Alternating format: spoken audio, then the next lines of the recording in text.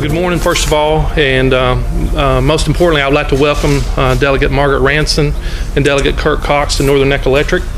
And personally, thank you for recognizing these 15 line workers who represented 8 different cooperatives across Virginia and Maryland.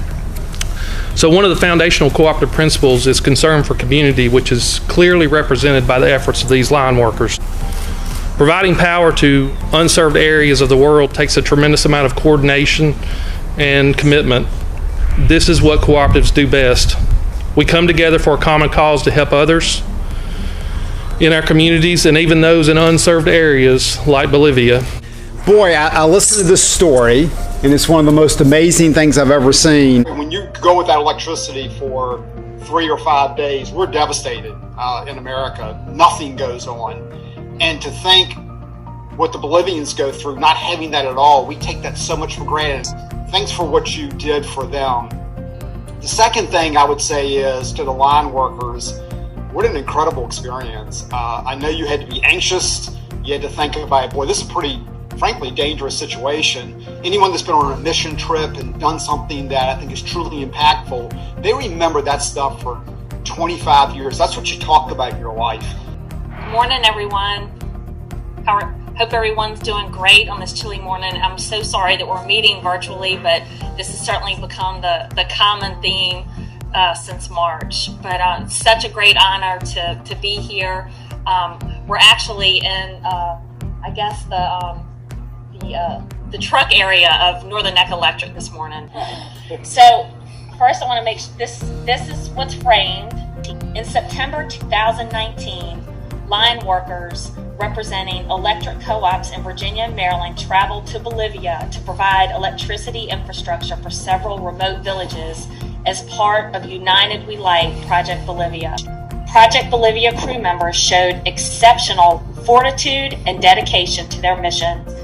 It is now resolved that the House of Delegates and the Senate concurring that the General Assembly is commending Project Bolivia for its life-changing accomplishments and service to the communities in rural Bolivia. Thank you. Thank you all so much for everything that you've done to make a difference in this community. The experience of giving the gift of electricity is something that you can try to put into words, but you really can't explain the emotional toll it takes on you as a person or an individual. When we got on the planes, we were co-workers on a mission trip.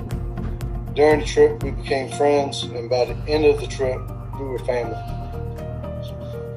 Linemen, they did come together as a family, and so I know we want to make sure that we acknowledge Alan Scruggs and John Medved for going to Bolivia ahead of time and pre-scouting, pre-staging almost, if you will, and then John Medved going back and becoming part of this, and Ryan White from Rappahannock went along, started off as a cameraman, and I think he's now an adopted son lineman.